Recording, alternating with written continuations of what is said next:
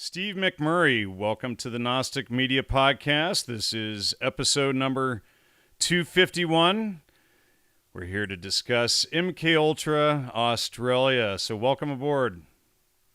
Oh, it's really great to be on the show, Jan. I watch the show a lot. It's great. One of the few, sources out there that really know what they're on about. And I've been following it for a long time. And I've used a lot of your research to base my work off. And it's proving accurate because I see the same thing here in Australia. We see the same people, the same type of networks, same patterns emerging.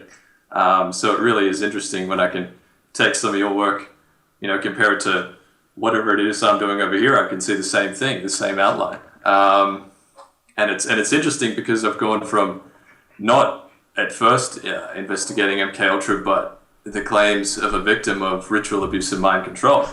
And who is that? That's Fiona Barnett. She was born in 1969, and her grandparents came out here as immigrants from the war, and she was, born into some type of cult and got involved in all this sort of thing. And we're going to be exposing some pretty famous players in this one today, aren't we? I mean, not that we don't always, but there's some really good players associated with her. So, Steve, why don't you tell the audience what your website is? Okay, my little blog, it's kind of a blog. It's just McMurray Report.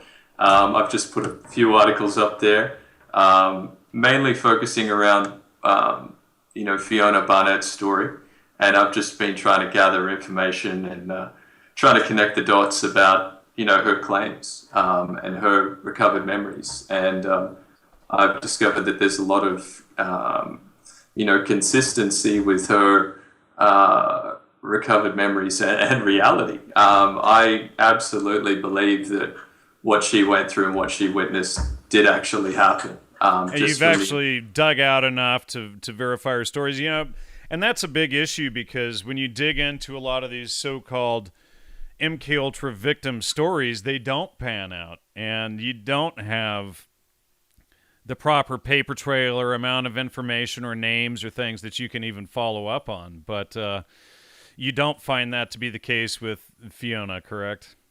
That's correct. Like, everyone that she's mentioned, every place that she's mentioned, every time that she's estimated, they all match. There's all connections there. They're all consistent.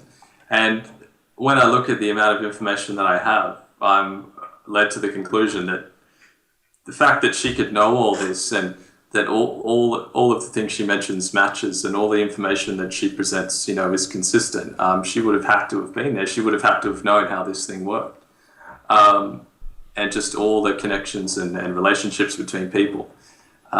It's quite complex, and I don't know where to start because there's so much to go through, but I could start kind of going through the background of Fiona and just giving Well, sure. What's the easiest entry point for you? Why don't we start from there? Is it MKUltra Australia or is it Fiona? I mean, because we could launch from some of the families of the typical players that everybody's familiar with. I mean, most people have heard the name Huxley on my show, right? Yeah, exactly. I mean, and they're responsible for So Australia has its own version of Huxley psychopaths.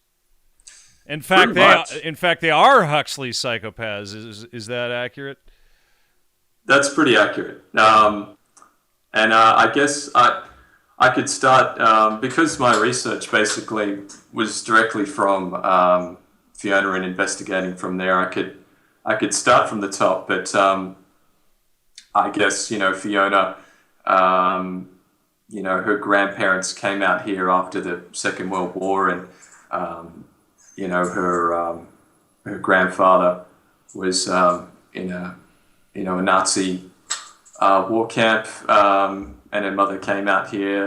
Their last name was Holovchek, so it's Peter and Helen Holovchek, and they came out to Australia and they settled in a town called Engadine, which is south of Sydney, and it's also opposite Holsworthy Army Barracks.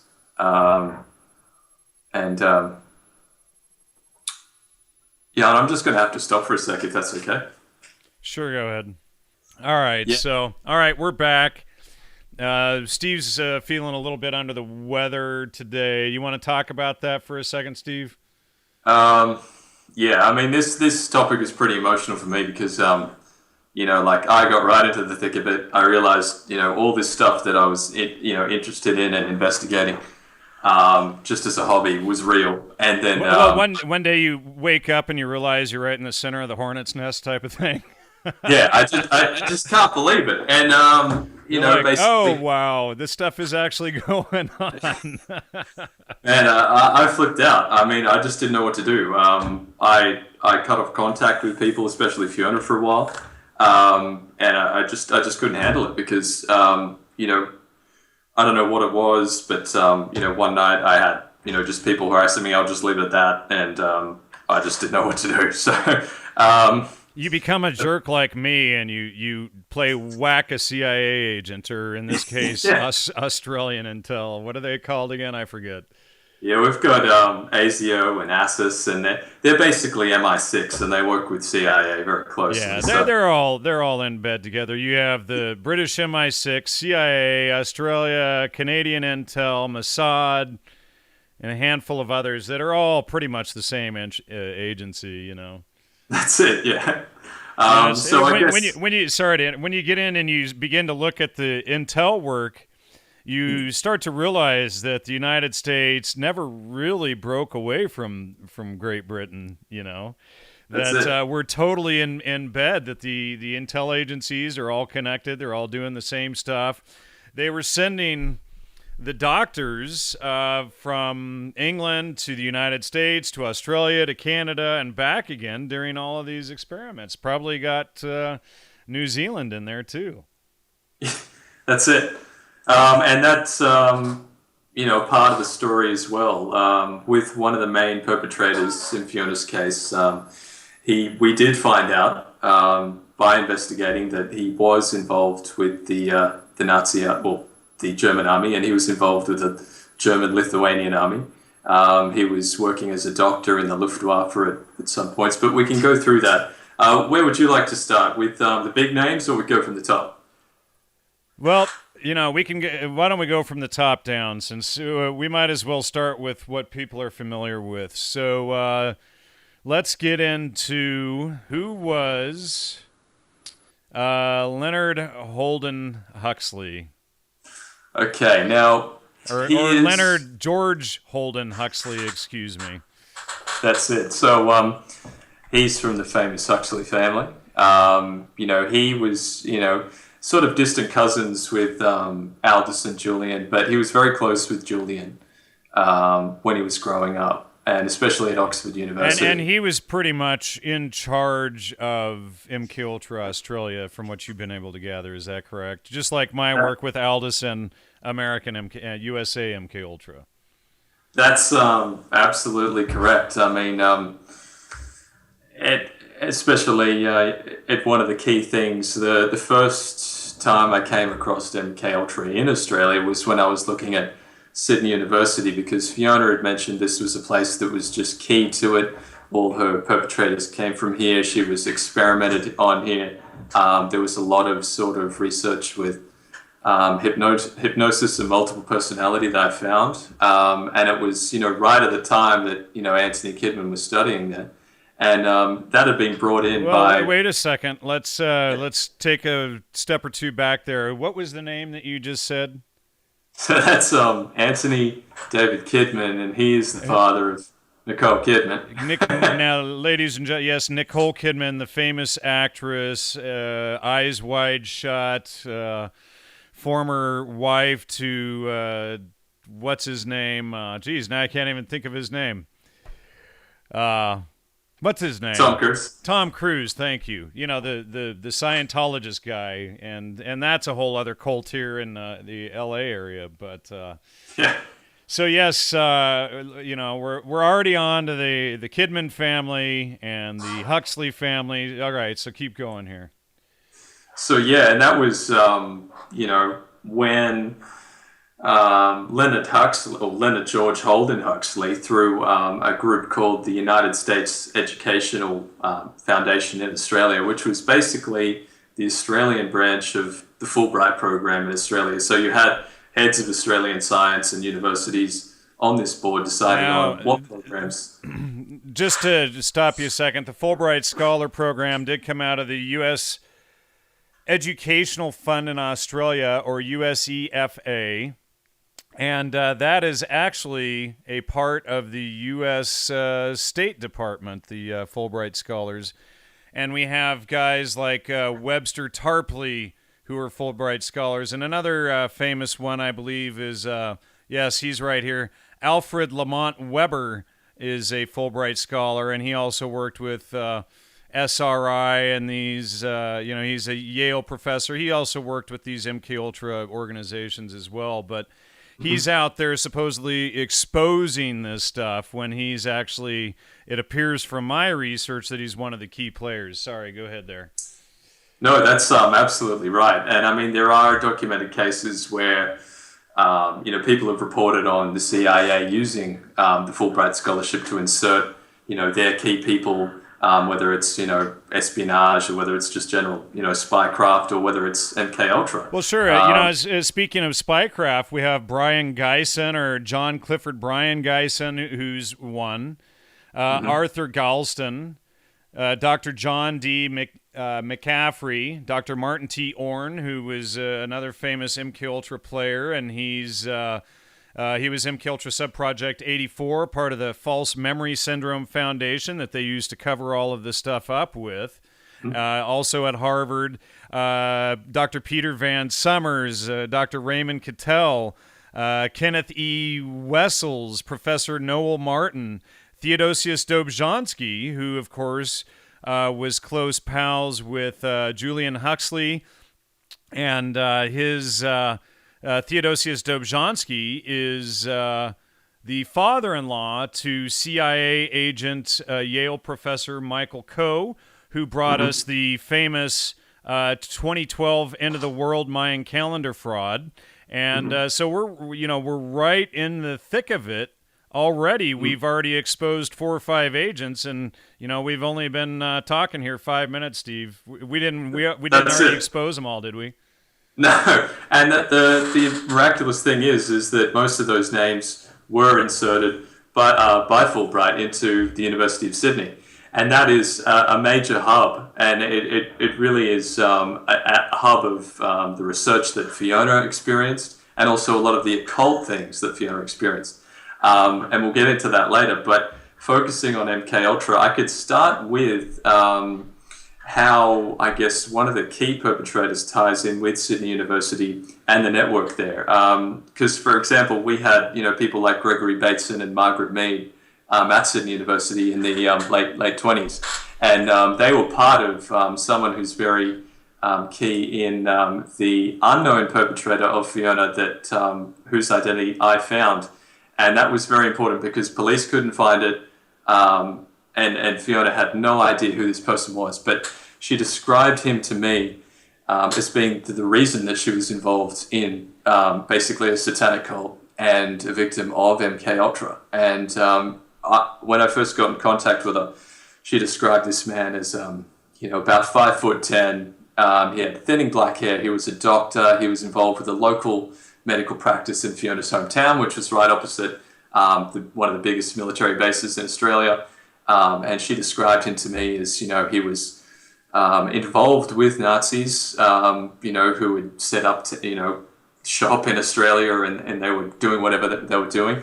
And he was involved in sort of high-level research projects. What do you mean involved in Nazis? Because I've spent many years investigating MKUltra, and to me, part of the official storyline is that, well, the Nazis were doing this stuff, so therefore the CIA had to do it better, And when I get into that, what I've found is quite a large number of Jewish players, that came into the United States via Operation Paperclip. I have found very few actual German Nazis involved in this program.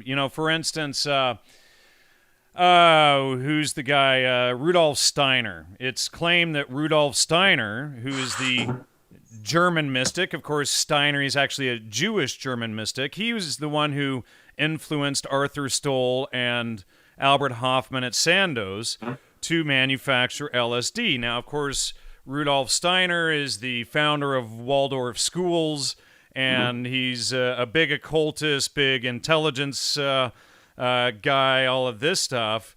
But you're going to have to explain to me where the Nazis actually come in, because even guys like C.D. Jackson, who were involved in, C.D. Jackson, and I showed in one of the more recent episodes, he's the guy at Buchenwald, in the famous Buchenwald video from World War II, where they're showing the table of all of the Nazi stuff and the tattoos and the lampshade and the pelvis ashtray. C.D. Jackson is the guy who holds up the pelvis ashtray. Now, he's also Jewish. He became the head of the president of Life magazine, Time Life magazines, of course, which was behind MKUltra.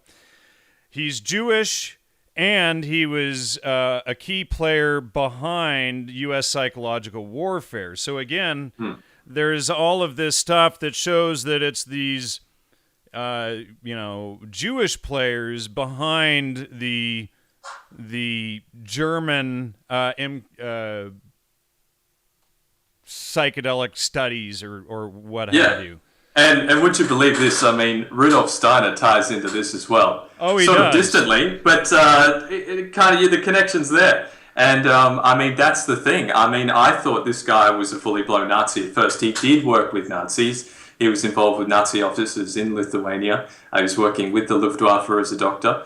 Rudolf Steiner was. Oh, no, sorry, I'm talking, I've just lost track here, but I'm so excited just to cover this. But I'm talking about Dr. Leonis Petrauskas. Now, he was the reason, Fiona became a victim of MKUltra and involved in a satanic cult. He was, obviously a Nazi doctor working with the Luftwaffe. Was he a true German Nazi doctor, or was he another Jewish guy claiming to be a Nazi doctor? Well, this is the thing. I mean, I thought he was a fully blown Nazi, an absolute psychopath, leading Hitler's cause. But it didn't turn out to be that way. He was involved with them, but the medical practice that he set that up with a Jewish man called Dr. John Melov. And that medical practice is run by Jews today. So you're saying this Nazi started an organization with Jewish members that's run by Jews today to promote a Nazi program against Jews? No, I'm saying the medical practice as a doctor. I'm just, just so people are on the same page with us, that this is the mental gymnastics that they do to, there's no good story that doesn't start off without blaming the Nazis, which is not what we're doing. Well, that's it. I mean, that was just the description Fiona gave to me, that he was, sort of involved with people who espoused, Nazi ideology. But she, I guess, said that because a lot of the experiments that he was involved with sort of mirrored what we were told, the Nazis were into and stuff like that. So it was just a general description. And it turned out to be, right on. I mean, she didn't know the name of this man because this Dr. Leonis Petrauskas was her handler. He was involved in the programming of Fiona, but not entirely. He was just given control of Fiona. And I guess the description that she had of this man she only knew as Dr. Mark, as she was instructed to tell him. to call him. It turned out absolutely spot on, down to the last detail. He worked at hospitals under Nazi control, which employed strict eugenics policies, and he found his way out to Australia as the way a lot of criminals did. He lied and got into the International Refugee Organization, which was used as a conduit for recruiting a lot of spies for ASIO and things like that, which we know of. And then he came out to Australia and he was employed at an Australian military hospital. And he started off working there, but this is where it gets interesting, and this is where sort of a Rudolf Steiner connection ties in, is that he's recruited out of that military hospital, and he's then taken into a shadowy wartime group that was known as the Australian School of Pacific Administration. Now, still to this day, the Australian government doesn't really know what this organisation did, but we know that it was founded by the head of wartime intelligence in Australia. It was founded by a man named Sir John Kerr, who is coincidentally an abuser of Fiona at one point in her life. And he was working with the OSS. He came back from the OSS to help establish this organisation. We had a member of the Darwin Wedgwood family, Camilla Wedgwood, who set this organisation up with help from Margaret Mead, with her focus being, instructing basically what would be intelligence agents and anthropologists on what she thought would be the best way to investigate whatever it was. I was just going to add, just to point out, Margaret Mead was Jewish also. So that's it. Right. And Camilla Wedgwood was a massive Zionist. I'll get into her in a little bit. Okay. And so all we're still having trouble finding the real Nazis is the problem, That's it. There's no overt Nazism, but that's a way you could have described these people that Fiona was involved That's with. how she thought that they were German Nazis, and it's turning out that they were Zionists apparently hiding behind a Nazi cloak. Would that be more accurate?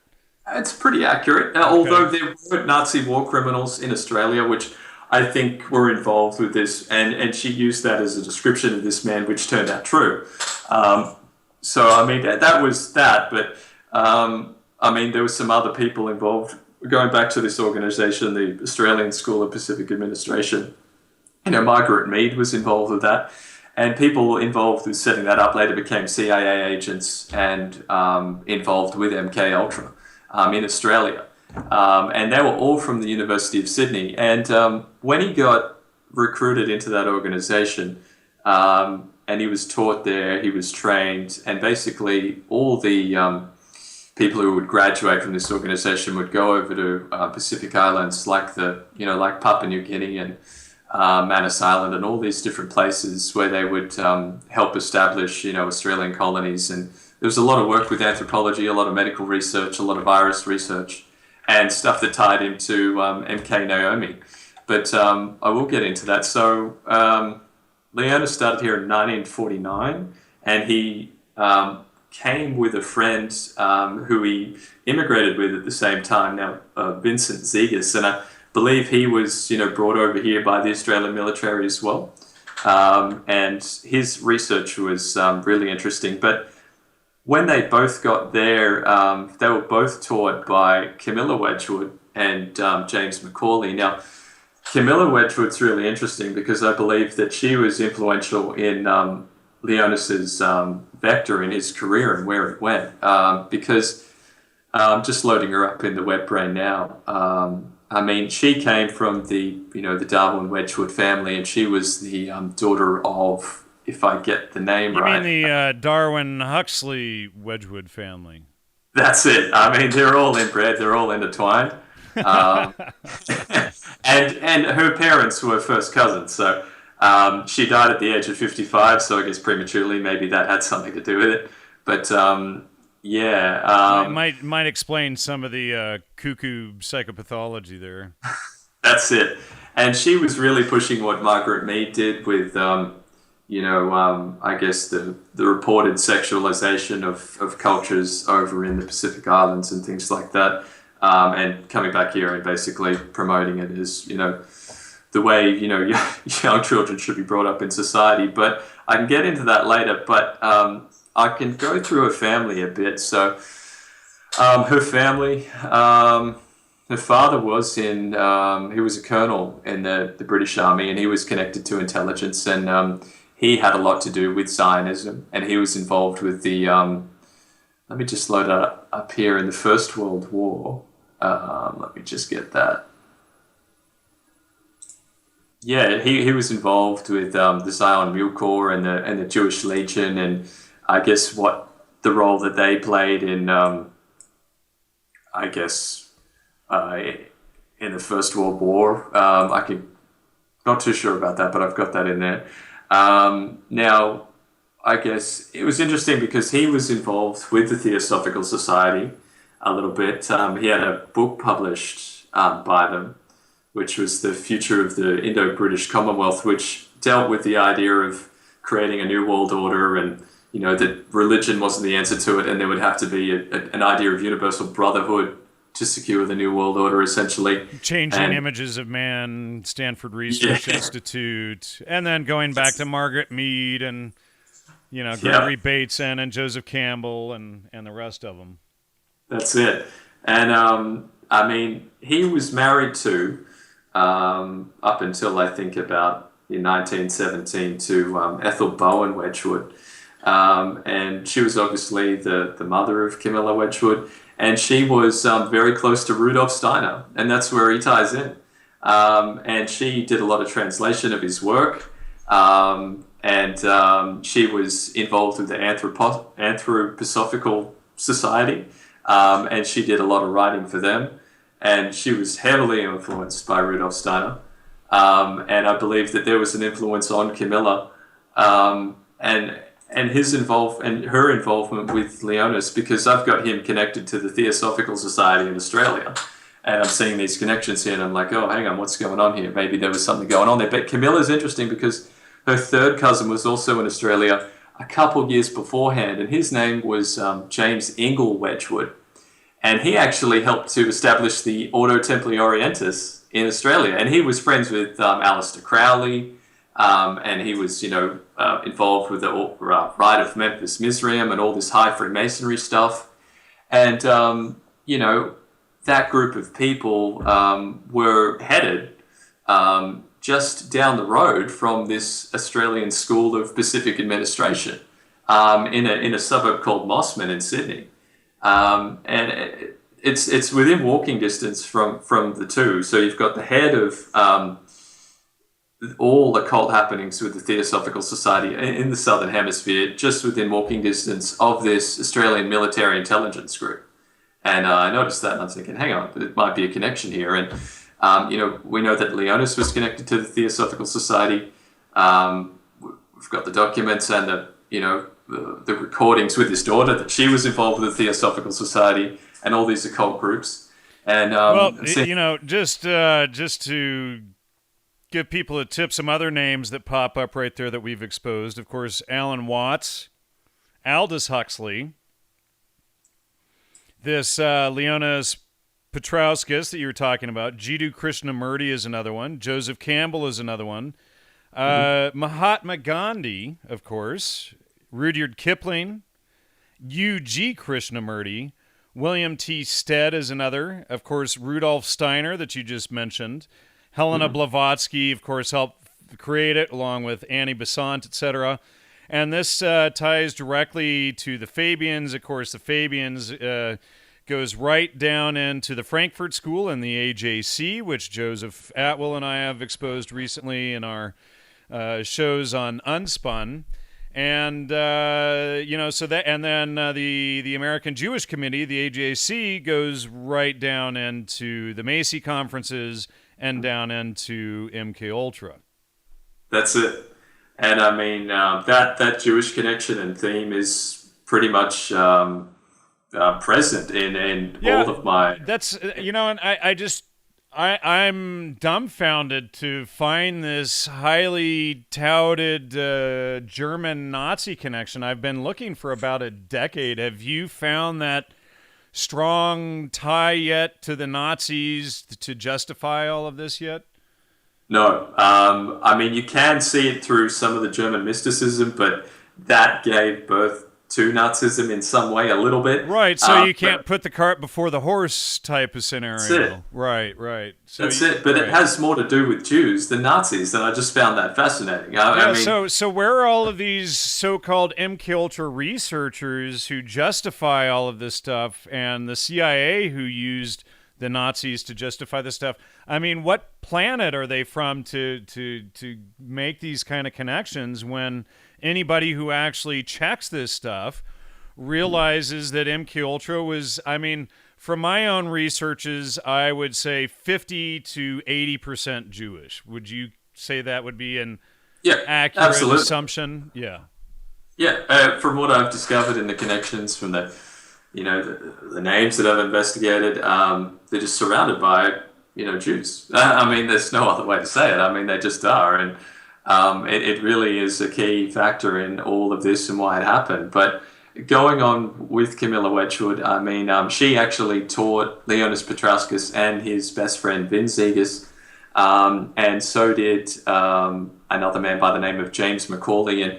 And he was obviously military intelligence. I mean, the whole place was a military intelligence outfit. And he later did work for the CIA and the Australian Congress for Cultural Freedom and propaganda work. He also promoted the Oz magazine, which started in Australia, went over to London and promoted a lot of the counterculture stuff. He, basically protected that in court with John Kerr, who was also from the Australian School of Pacific Administration, or I'll just call it a SOPA. There's no, and I mean, so he was being taught by Camilla Wedgwood and basically a CIA agent. And we don't know exactly what he was taught, but it had to do with Pacific administration or dealing with the natives over in Papua New Guinea.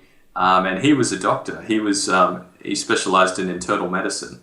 And he did a lot of research over there in Papua New Guinea for the military. It's just interesting because Leonis was described to me by Fiona as this man who met the profile, which I've gone through so far, but also that he was working for ASIO. She didn't know his name. She only knew him by Dr. Mark. And from the first thing that I found when he got into Australia, he was working with Australian military intelligence. So right there, we've got strong connections already. He's being taught by a member of the Huxley, Darwin, Wedgwood family who was influential in introducing him to Margaret Mead in 1955. I think that was on Manus Island, I think. And then in 1960, he's doing research work following up the investigation that Dr. John Wedgwood, who was Camilla's nephew, the work that he did into heart disease and influenza. And I've got some information which ties him into, personality assessment at St. Bart's Hospital in London. He oversaw that, which was computer-based, personality assessment on psychiatric patients. But there's not a lot of information on him. But I find it interesting he's involved with two Wedgwoods and Margaret Mead in the space of 10 years. While he's, working with military intelligence. And as SOPA ties directly into sort of a lot of MKUltra type anthropology that was done. Weaponized anthropology. Exactly. And it will, sort of feature a lot as we go on. But where to next? I mean, and Vin Zegers, who he studied with, he was his closest friend. I mean, Vin gave Leonis a house when he came to the country. He set him up financially. Vin Zegers was very close with the CIA agent, James McCauley, who taught both of them. Vin became the godfather of McCauley's son. And Vin was later involved with MK Naomi research, directly involved in MK Naomi research with Dr. Carlton Gajdacek, who was involved with discovering AIDS, basically, just coming across that. If that's not a whole nother scam too. Now, back in 2010, I interviewed, one of the leading virologists who is behind the whole discovery of AIDS, Dr. Peter Duesberg. And it is interesting. I mean, I think Peter Duisberg, I mean, he touches on some of the work that Gajdacek did, and Leonis was working alongside Gajdacek and Vinzigas on their work, which was funded by the National Institutes of Health in Papua New Guinea. And I mean, that work was all military. He was in the middle of it, and it was directed by some of the big eugenicists who were friends with Leonard George Holden Huxley back in Australia, and they were working back and forth between the institutes at Bethesda and the Walter and Eliza Hall Institute of Medical Research in Victoria. But from there, I mean, so we've gone over, Leonis Petrauskas' role in military intelligence and sort of that connection there. But while he's working for ASOPA and he's been deployed in Papua New Guinea, he starts study at Sydney University, and the military hospital that he was working at, as soon as he got into the country, that was associated with Sydney University. It was like a research hospital, but he starts studying at Sydney University in the mid to late 50s, and he's there at the same time as Antony Kidman, who we previously mentioned. And Sydney University is important because that was the university that created the military intelligence unit that he was working for. It was created by Alf Conlon, and he was the chancellor of Sydney University when the School of Pacific Administration had started. So there was a group of agents basically from the University of Sydney who started this secret organization to direct research in anthropology. And still to this day, we don't really know what it did, but I've covered some of it and I've uncovered some of the hidden history of it. But I guess going in there, I mean, Fiona had always told me that it was Sydney University was the key to all of it. She was experimented on there. She had, experiences there with people. There were rituals held in the Great Hall and in the St. John's Cathedral, and might get into that a bit later. But it's sort of it's a big connection of all of this. And then while Leonis is there, while Antony Kidman's there, we've got the MKULTRA Sub-Project 84, which was directed by Martin Orne, who was brought in by the Fulbright scheme, which Leonard George Holden Huxley was the head of. And he arranged that, he made that happen, and it came into the country, and it set up, in their own words, a massive network of research that really was to do with hypnosis and multiple personality. There's a lot of information there that indicates that they were really focusing on the creation of multiple personality and studying that. And there obviously was a lot of mind control and sort of Manchurian candidate research going on at that same time. And I think that's a big coincidence. So you've got two of the main perpetrators at Sydney University while this, MKUltra, Manchurian candidate research is going on. And it's the only place in Australia where it was really going on. It was the main hub for it. And, Fiona had said that to me. She had never investigated this. She's just going off memories that she had, which I found out were accurate. And she's explaining this to me, but I found it all. I found out how it worked, and it's just so interesting that it involves, these, names that you've uncovered and exposed, and I guess all these strange connections here to intelligence and CIA. What I was just doing here is, before we started recording, I showed you this pile of rubbish that the CIA had sent me in a FOIA request that I filed for Dr. Timothy Leary and his work with the CIA from 62 onward. Of course, they sent me a bunch of bogus documents on the staged prison escape, but, the kind of useful that they sent me, this is from the CIA, here is this list of MKUltra sub-projects, and it says 4/17/1958 is subproject 84, 40 documents with pub dates from 58/04/17 to 67/09/22. So anyway, I don't know if that's helpful or not. I was just trying to see if there's anything of any value whatsoever in any of this stuff that the agency sent me. But they pretty much are. This is trash for the most part. Yeah. But on some of the documents that I found with subproject 84, which was dealing with hypnosis, a lot of the release of funds by the CIA to Martin Ord coincided with his arrival at Sydney University. The bulk of the funds had been released then, and there's a lot of evidence which points to the fact that a lot of this money was sent to the University of Sydney to establish a network there, and it did. And there was a lot of MKUltra doctors that came from there, and I guess looking at that, let me just bring that up. We had a lot of names that came out of that study period who would be involved back in research with Martin Ord, or going back over to Harvard in the MKUltra crowd. So it was really interesting. I mean, we had people that went on to, lead the False Memory Syndrome Foundation out of that group, and sort of very interesting. And that's, there's some famous players out of that group too, like what's his name, James Randi, correct? He's out of that. Yeah, let's see. Let me just pull this up.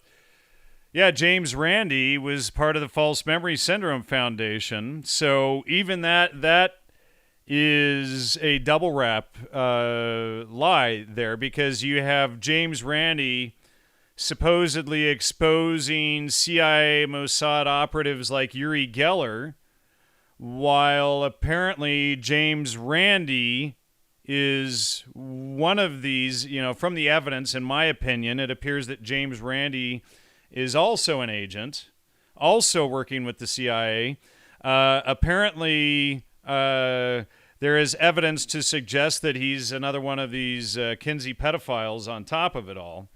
And so this False Memory Syndrome Foundation ties into Martin T. Orne, Elizabeth Loftus, Harold Leaf, Holida Wakefield, Aaron Tim Beck, David F. Dinges, Campbell W. Perry, James Randi, Margaret Singer, Michael Persinger, Pamela Freed, Paul McHugh, Peter Freed, Ralph Underwager, and Richard Ofshe, who actually exposes how people could possibly be influenced to give false testimony and stuff, right? And meanwhile, he's one of the guys behind this False Memory Syndrome Foundation. But this is all just another level of intelligence dog and pony show, apparently. That's absolutely it. And we see that the Australian False Memory Association was basically a cookie cut with the same, stencil. So did Martin T. Orne, was he a part of that too? How many players did they take and just place directly on that? Because obviously what they did was they created this organization to send court-approved experts into courts. When anybody like Fiona would walk into a court and raise this stuff, they would send their lapdogs in to falsely testify that these were false memories and somehow Fiona and these people created this stuff, when this was just an additional layer of protection that the CIA and Australian and Canadian and British intelligence created to cover their asses, so that they could have their own court-appointed experts go in and say it was all false to cover their own butts.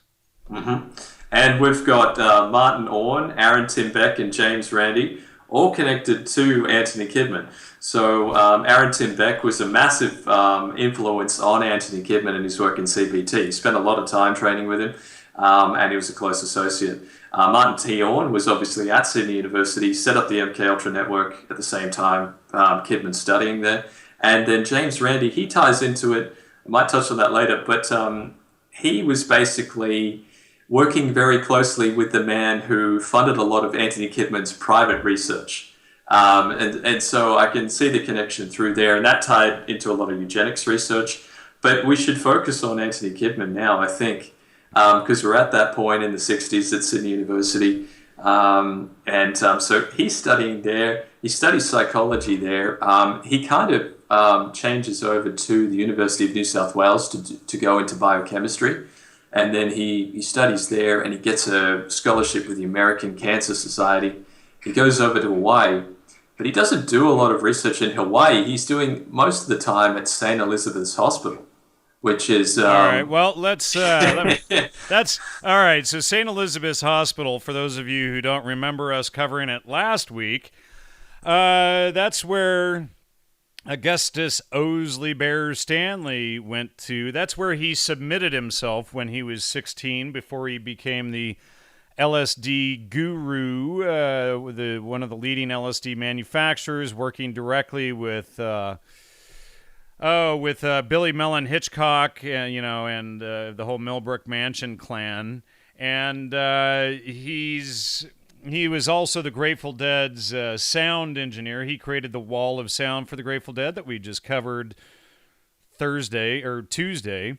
And St. Elizabeth is where Dr. Werner Overholzer was situated, another one of the MKULTRA doctors, and that's where they did their experiments on the famous Ezra Pound, who dared to stand up for all of this stuff. And of course, Ezra Pound was locked up, apparently under orders by what's his name? That double agent Ernest Hemingway. And I'll show the letter that I pulled from Princeton from Ernest Hemingway ordering Ezra Pound's lockup, rather than there was a debate between all the poets whether or not Ezra Pound should be locked up or hung, and Hemingway ordered that he be locked up and experimented on under MKUltra. And there was a lot that went on at that hospital which wasn't reported. There was a lot of poor people that just had their brains ripped out of them and all sorts of things done to them. It's probably one of the worst MKUltra hospitals that ever existed. John Hinckley Jr., who shot Ronald Reagan, was also at St. Elizabeth's. Yeah, and a lot of people have speculated that was one of the main hospitals for Monarch programming. It certainly was one of the first hospitals to deal with a lot of research into multiple personality disorder, and a lot of the big names there to do with that. Now, Kidman at that hospital, he was working under Arminio Costa, who did a lot of LSD research, and he was directly trained by a guy by the name of Dr. Benjamin Weiss, and obviously he's Jewish, but I tried contacting him to find out what exactly he was involved with. He didn't say. But shortly after, he's training there, and they just love it when you contact them and say, yeah, what were you doing for the CIA? Yeah, they don't want to talk about that. And it's always good to get them right when they're in their late 80s, early 90s, and just about to die, so that they go to the grave knowing that they didn't get away with their crimes against humanity. That's it. At least one person knew what they're up to. It's like what I did to Peter T. Fierce before he died, and then months later he died of a heart attack or something. Oh, man. Oh, I shouldn't laugh, but that is funny. But this guy, Benjamin Weiss, he's receiving hundreds of thousands of dollars from the Scottish Rite and their schizophrenia research program. And Kidman's research at that time, a lot of it is unpublished, but it's certainly tied into the Scottish Rite schizophrenia research program. The unit that he was involved with, which was the Laboratory of Preclinical Pharmacology, that was started by Joel Elks, who did a lot of the early LSD research, Arminio Costa, and you had some people involved with the Scottish Rite schizophrenia research program involved in the creation of that. And I think one of the interesting things is that all the research that was done while Kidman was there was sort of pooled, and it was put into a symposium that happened in Strasbourg, France, and that was basically created by the Scottish Rite to discuss all the research they did. Kidman's research was in that, and a lot of the people from that same unit at St. Elizabeth's Hospital were all there presenting their, research that they had done. So a lot of that research was funded by the Scottish Rite in the area that he was in. I find that very interesting because in the rituals that Fiona can remember, there's a lot of Masonic symbolism and Masonic, things that were used in those rituals, which, Antony Kidman was involved with using. And, we see a connection to Freemasonry there. But, also at this hospital was Dr. John Gettinger. And his offices at the time of Kidman working there were just pretty much 15 minutes down the road. And he had been using that hospital for a lot of MKULTRA research, basically. There was a behavior modification program that was going on there in the 50s, and it carried on over in the 60s. But he was definitely in that area at that time. And, Getting is important because, Fiona alleges that he was responsible for he was apparently doing research on Hungarian refugees now. Yeah. Get this. So John Gettinger, he worked with William N. Thetford, who created the Course in Miracles. Yeah, and that's so you got to have your spiritual gobbledygook in there mixed with your hardcore mind control experiments. And Getting is an interesting guy. Yeah, apparently he was just an evil genius. He created the personality assessment. He was he was part of Operation Midnight Climax. That's it. Yeah. So these are the perverts sitting behind the glass while their prostitutes were messing with the Johns under the influence of drugs. That's what kind of twisted guy Gettinger was. That's it. And his dad was a big Freemason. I think he was involved with the Scottish Rite. He had a lot of sort of Knight Templar friends, and Gettinger himself was involved in an interesting sort of college fraternity called Kappa Sigma, and they use sort of skull and bones in their initiation ritual, and the main sort of and the initiation ritual is basically the first degree of Freemasonry, so we see a Freemasonry connection there. But Gettinger was involved with the OSS and the CIA and all their personality assessment, and basically trying to figure out how people's brain works, how he could categorize different people, and how he could really assess people to see how hypnotizable they were or how controllable they were. And Fiona directly remembers being assessed by Gettinger on like the Wechsler block tests with the different blocks and the personality assessment system. And sort of things to do with that, and then he used that to find out what her weaknesses were and where he could program her and take use of her high visual spatial processing, because one of the things that makes Fiona so credible to me is that she has a proven IQ of well over 150 to 160. All the children do too, and it's to do with visual spatial processing that is maxed out on the IQ tests, and that's what becomes so important to hypnosis, is basically using that brain's ability to visualize things, against itself, to then create whatever it is, create multiple personality or inject whatever it is they want in the brain. But that's interesting there, and so Gettinger and Kidman there at the same time, and Gettinger was working with Kidman, Fiona remembers, at the Holsworthy Army Barracks, which was, directly across from where she lived in Engadine.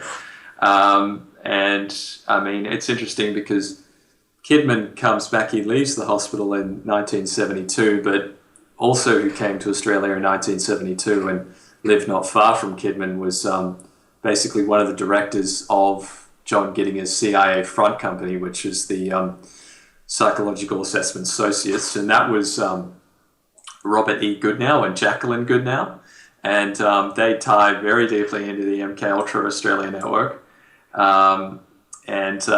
Jacqueline was obviously at Sydney University, and she was in that crowd. Robert Goodnow came back and he did some work with one of the universities here in Sydney. But it's interesting that you've got, that man coming back at basically at the same time as Kidman who was basically the head of Psychological Assessments Associates, that did a lot of that personality assessment research, and they're tied into Sydney University, and both of them are working with some of the head mind control doctors of Sydney University later on in their work, and they were tied into a lot of anthropology research as well. So that's interesting in itself. But this is the thing, that the timing matches perfectly with when Fiona alleges that she was taken to Holsworthy Army Barracks, and Gittinger and Kidman were there, and that was only when she was young. And it was sort of around the 1973, 75 time. I don't know the exact date exactly here. I'd have to bring it up, but it was around that time. Sort of Kidman gets back from Washington D.C.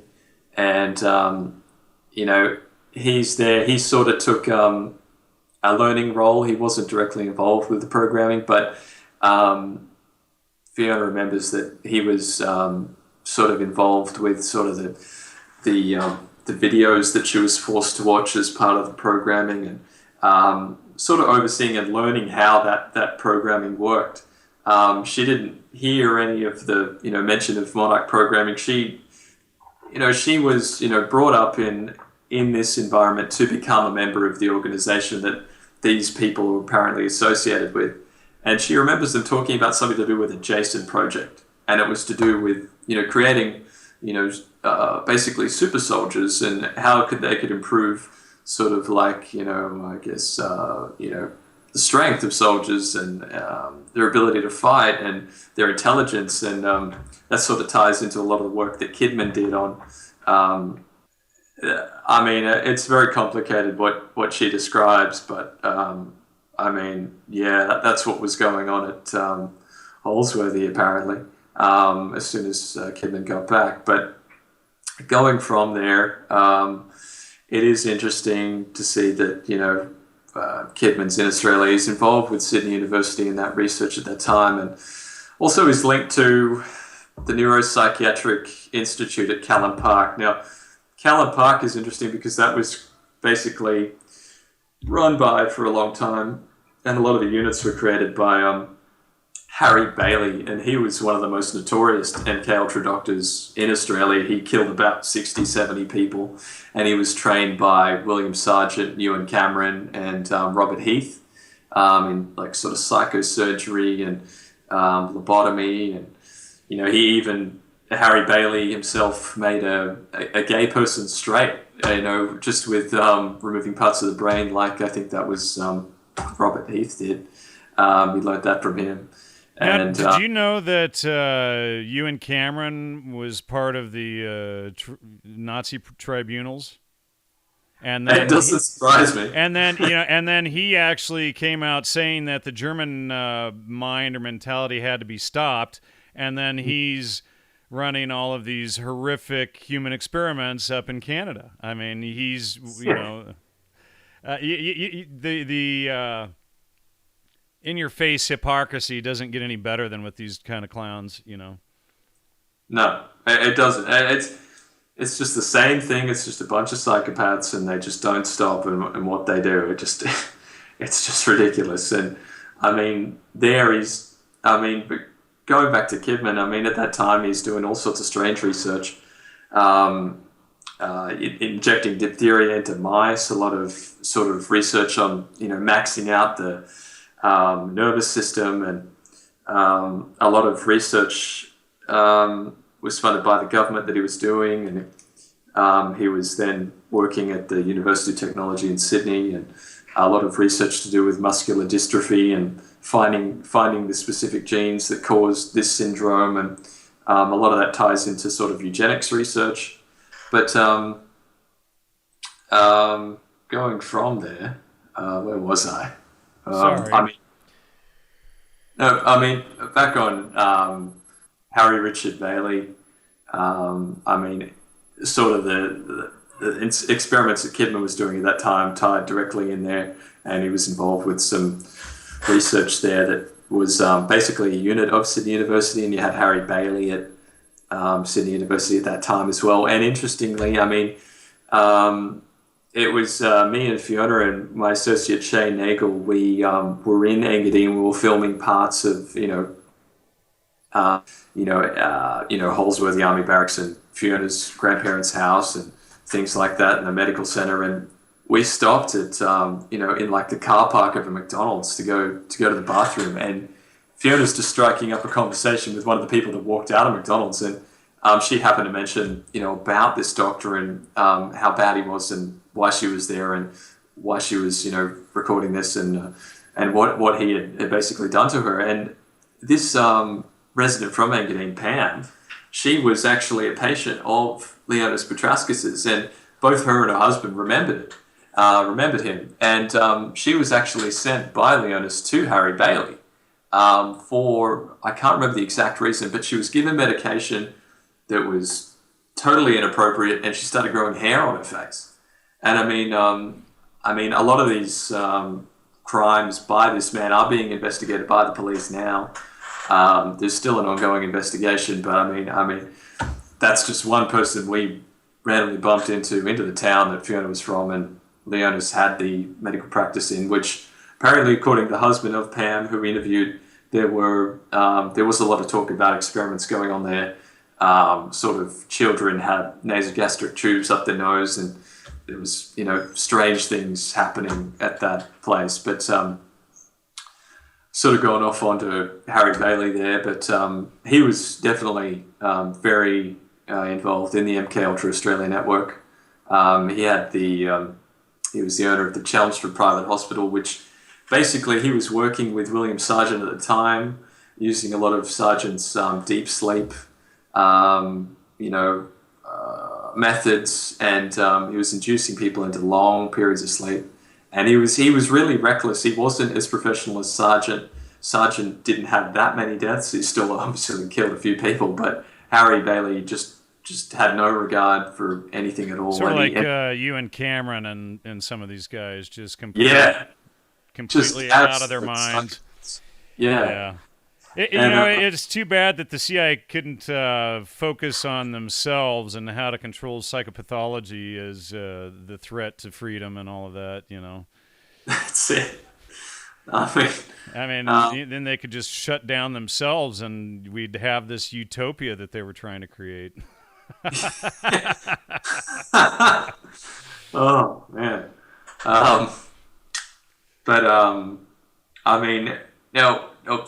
Back to Kidman at this time, and it's just around this time in 1974 when he does an interesting experiment, which is to do with which ties into the learned helplessness of Martin Seligman.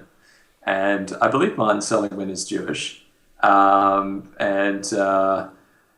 This research he was doing at this time, I found out that it tied directly into it.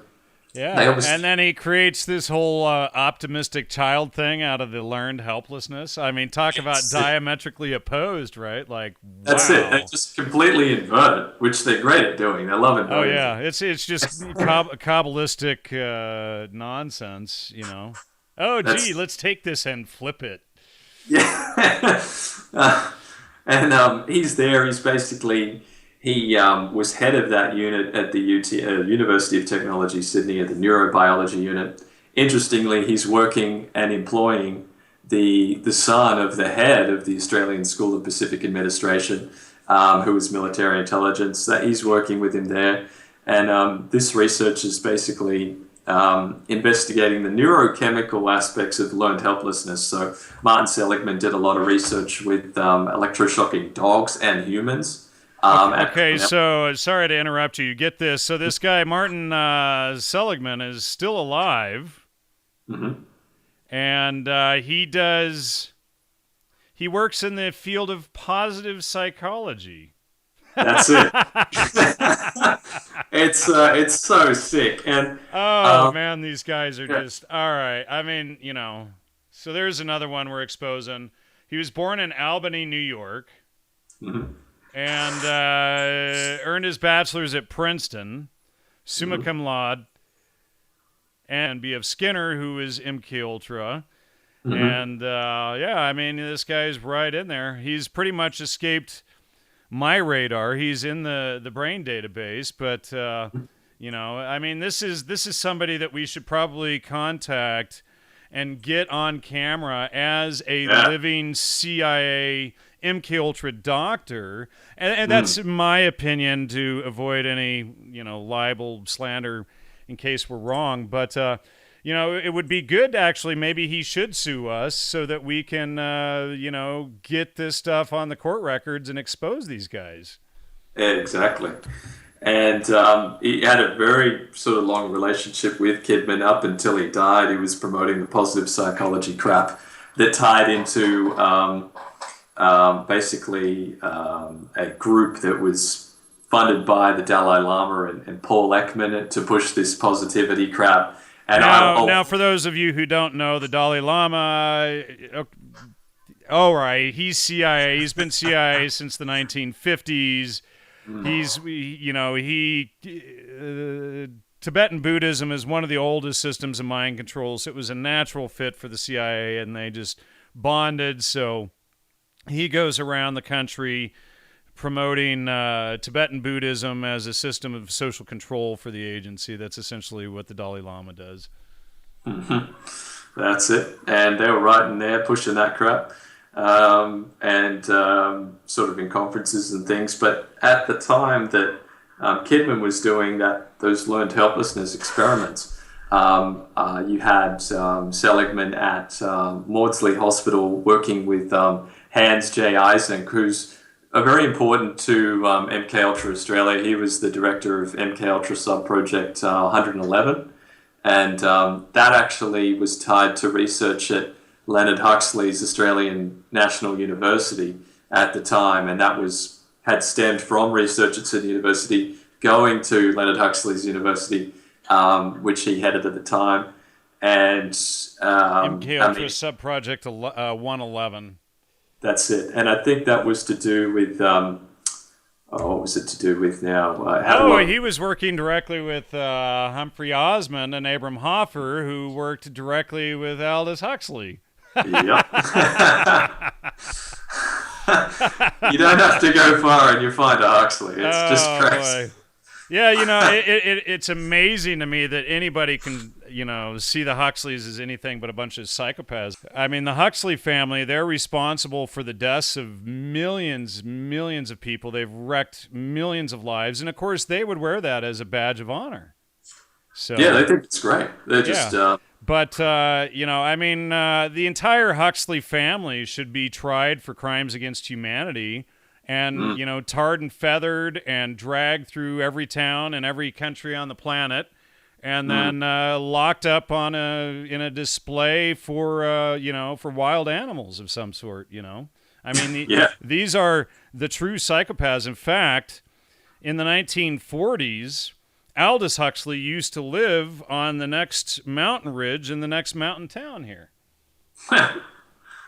Yeah, he was hanging out with all the occultists and weirdos down there, and I don't know. They were totally, completely honest with what they wanted to do, and they left a trail of all their crimes, and we really do need to hold them accountable for it. Well, and the newer generation of Huxleys is still continuing this stuff, So, I mean, when does it stop? When do people wake up and have these sons of bitches arrested and put on trial, tarred and feathered, dragged in front of the public for what they really are?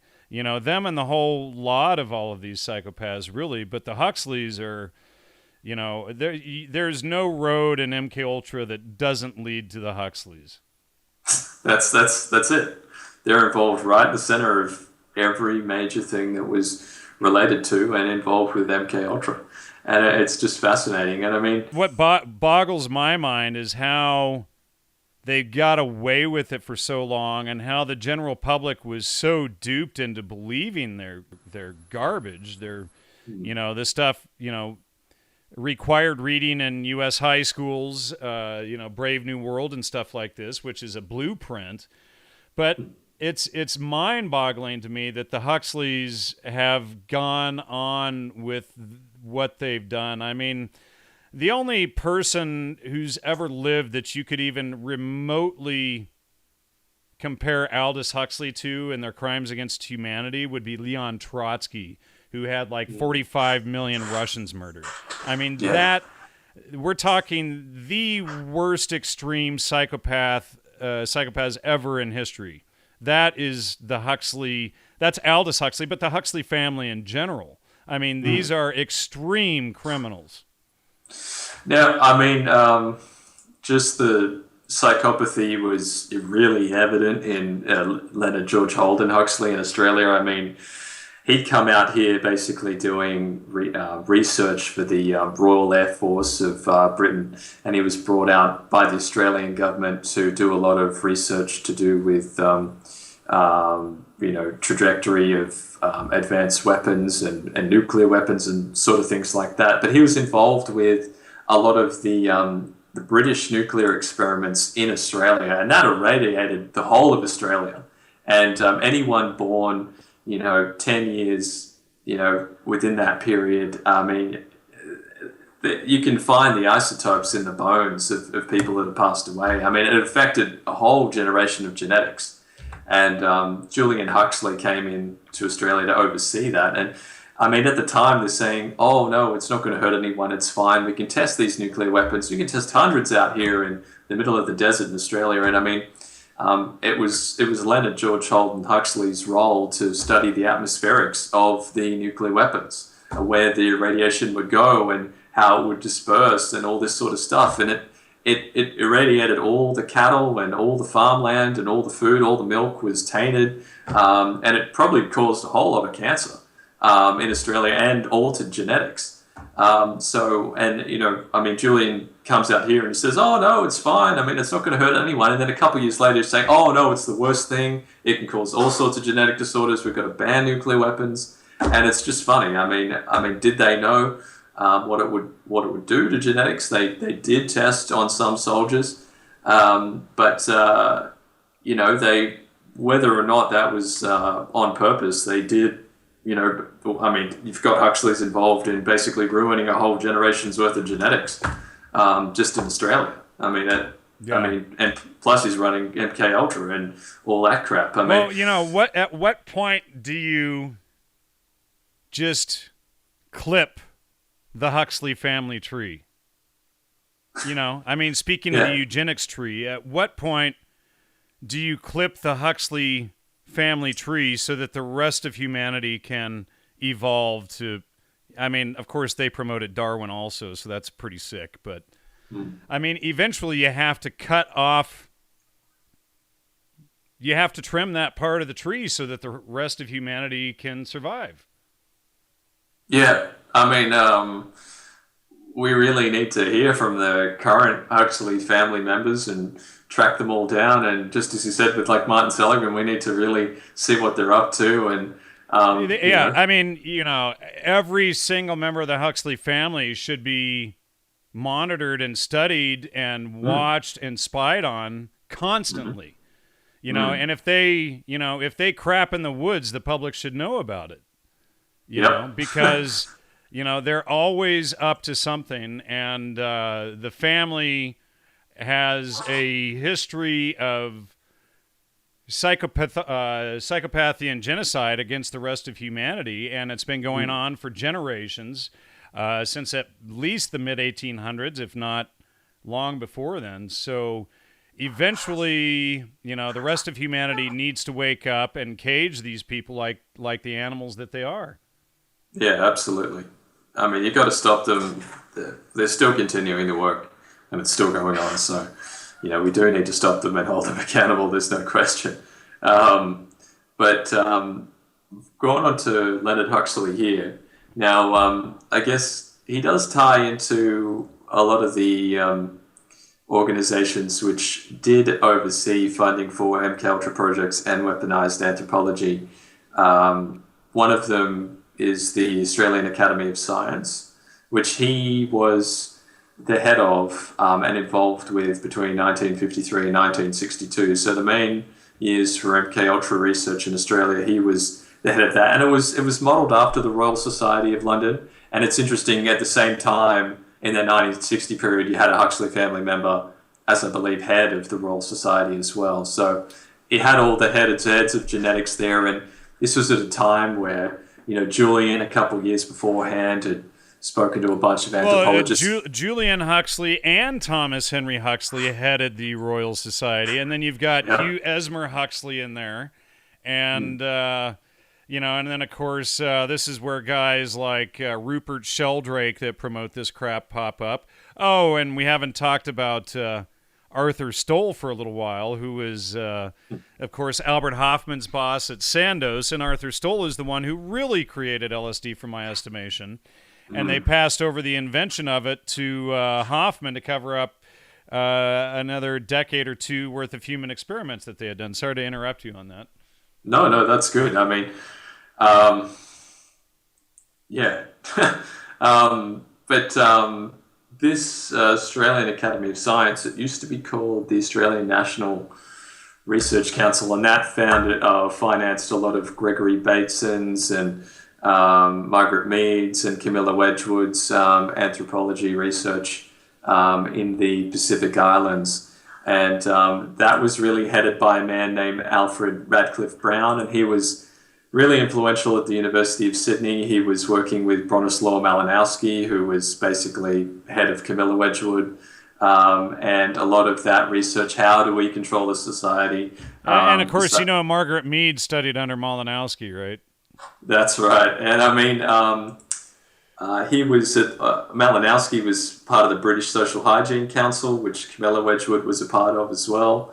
And at that council, Camilla Wedgwood would talk about how great it was that, young women were becoming sexualized, and how, we need to do this through the media, and how anthropology really is the answer to this. And Alfred Radcliffe Brown really had that idea. I think he was one of the first people who was sort of working with Malinowski to work at these ways of using anthropology to really break up a society, look at how it worked and how to control it. And for those of you who don't know, Malinowski is essentially the father of anthropology. Yeah, he was. I mean, there's a lot of interesting connections from him, under Wilhelm Wundt, I think that's how you pronounce it. And he was also at the University of Leipzig, London School of Economics, where, guess who studied there? Of course, we have R. Gordon Wasson there. Tavistock Institute came out of that same institute. We also have David Rockefeller, George Soros, who are a constant thorn in the side of humanity.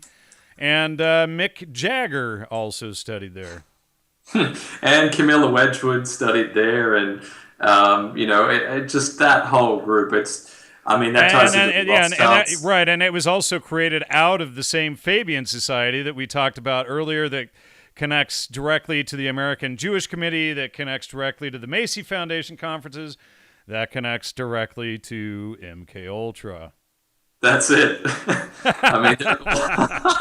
They're all so neatly tied in there. It's just, once you figure out how it works, which you've done, I can look at that, evaluate it in my own way, I can see, oh wow, this is how it worked. This is how it works. Well, it's good to have an outside validating source, because you and I, this is actually our first time we've ever talked. We've emailed back and forth a few times, but this is actually our first real communique, Yeah, and it's great. It's great talking to you, man, because there's not many people out there who can make sense of this. And like Fiona is basically, totally thankful for the work I've been able to do, but that's only because I've been able to do it from your work, to match things together, to understand how the networks work, to understand the reasoning and rationale behind it. It can, even go into, trying to understand how a case of ritual abuse happened and the people responsible for it. So it's interesting that way. But, going back to, those eugenicists and the research council there. Let me propose this, Steve, because I want to wrap it up here in the next 6-8 minutes. So what I want to do is have you back for a second episode, because I've sidetracked you a number of times for this stuff, and there's obviously a lot more to cover here, and we should probably also do an episode with you on Unspun, aside from a part 2 for my show, so that we can get into more of the nuts and bolts of this Cool. Australian operation, because the overlap between what you've discovered and my own work and Joe Atwill's work, I think, is important. And we're all looking at the exact same thing here, and it's just constant repetition going back into the same people. So I'm gonna give you the floor for the next several minutes and just let you sort of bring things full circle and conclude whatever you were trying to hit on that I interrupted you on, and we'll follow up with a part 2. Sweet. I mean, that's all great. I mean, I don't have any problems with what you said or interjected, because you've totally added to what I was saying and helped, get out what I was trying to say. I mean, this is the first time I've spoken to you. This is the first time I've spoken about this stuff, so it's hard for me. I've got, all the crap I went through with this coming up in my head. And maybe we should, I don't know if Fiona would be interested in coming on the show to talk about this stuff as well. Do you think she's got the nerve to come on? Maybe Absolutely. Okay, so maybe for part 2, the both of you can be on together. I will have to speak to her. I haven't spoken to her in a while, but I'm sure that would be something that she's interested in. But, I mean, going back to that, we see that Australian National Research Council, which founded a lot of the early weaponized anthropology. I mean, you had Huxley then became a head of the resulting organization, which was the Australian Academy of Science, and then that gave birth to the Australian Academy of Social Sciences, which tied into all the MKUltra weaponized anthropology. You had all the MKUltra doctors there. Basically, most of the ones that I mentioned before from Sydney University tied into MKUltra Subproject 84, and even people who came back from, St. Elizabeth's and all that sort of stuff tied in there with all the research, and that ties into the Australian School of Pacific Administration and Sydney University as well. But I mean, I can cover just Antony Kidman, which we touched on before, and I mean, he was tied in directly to Martin Seligman's research, and Seligman, is known for creating the CIA's torture program at his house with members of the CIA. Even a member of Mossad was present, and they were basically deciding on how it worked. And then we see, Kidman and Seligman promoting positive psychology out of that torture research in a program sponsored by the Dalai Lama. And you also had people like Paul Ekman there, which he basically started it with the Dalai Lama, and Paul Ekman was asked to become part of that torture program starting in 2001. Apparently he declined, but then he's in the same group and network and moving in the same circles after that. I mean, Kidman met with Seligman in 2001. We don't know exactly what was discussed, but we know that there was something going on there. There was something being decided. And the resulting, thing that happened was that they're all together promoting this, positive psychology, reality distorting bullshit that, is being pushed down our throats here in Australia daily. Did you ever hear a show that I did years ago with Dr. Barbara Ehrenreich called Bright-Sided? No, I don't know about that. Yeah, well, she wrote a book called Bright-Sided, How the Relentless Promotion of Positive Thinking Has Undermined America. And I brought her on, and, she couldn't connect it into all of this other stuff, but her episode was really key in helping me to understand how, positive thinking and all of this stuff, mysticism is the tool of tyrants, but you get people to think positively on anything, and anything negative you just ignore. Never mind if it saves your life. Never mind if it's news that exposes, the Dalai Lama as a fraud, or, the Huxley family, or Tim Leary, or Terence McKenna, or the rest of them, Antony Kidman. This whole positive thinking thing is an appeal to ignorance, to judge information as negative before you've looked at it, and then you dismiss that information on its quote-unquote positive or negative qualities. That's it. That's exactly right. And I mean, all the research points to just the changes in the brain from thinking like that, distorting your idea of reality. I mean, in a logical sense, but also in a neurological sense as well. I mean, these people understand how that works, and I mean, they can see how negativity from torture experiments changes the way the brain works. That the happiness and the total ignorance can also change function in the brain as well. And maybe that's what they were pushing. I don't know, but they're certainly trying to make us all a lot dumber from what they were pushing in there. And that ties into our education curriculum in Australia now as well. That's been infested with that stuff.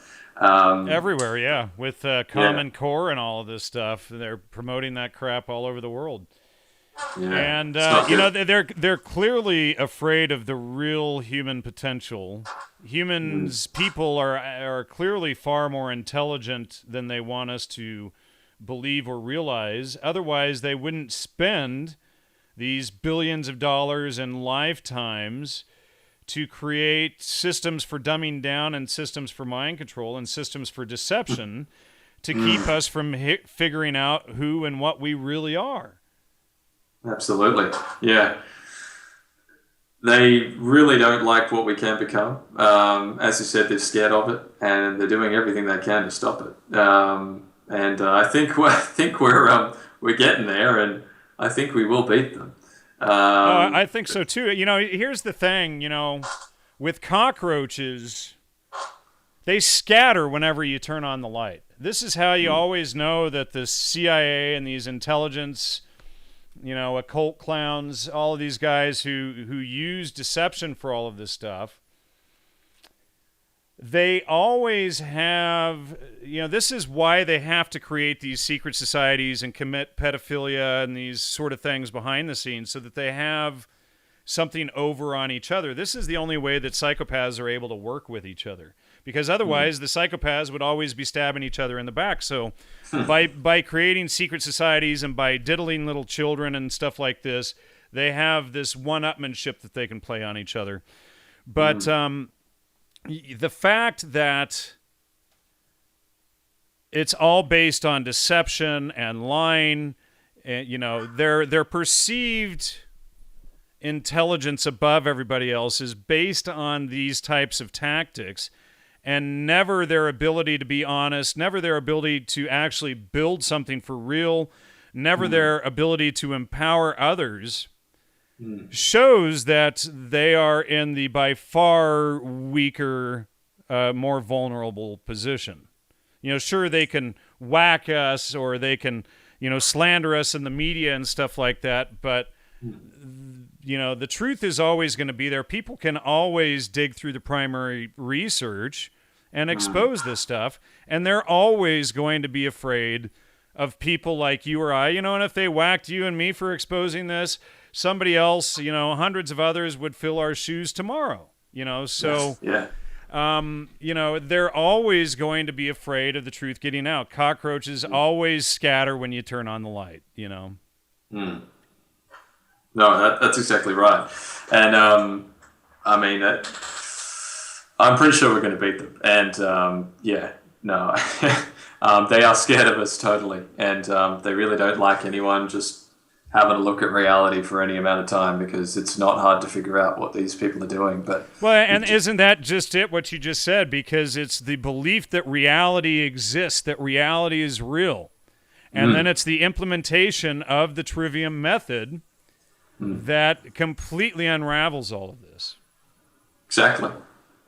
And that's a very important tool. Everyone really needs to understand how that works. And really get a grip on reality. People don't like to be told that there is a reality. And, it's something that, even I was brainwashed at some point to just question. I didn't even want to understand reality. It's way better to pillow sit and navel gaze. Yeah.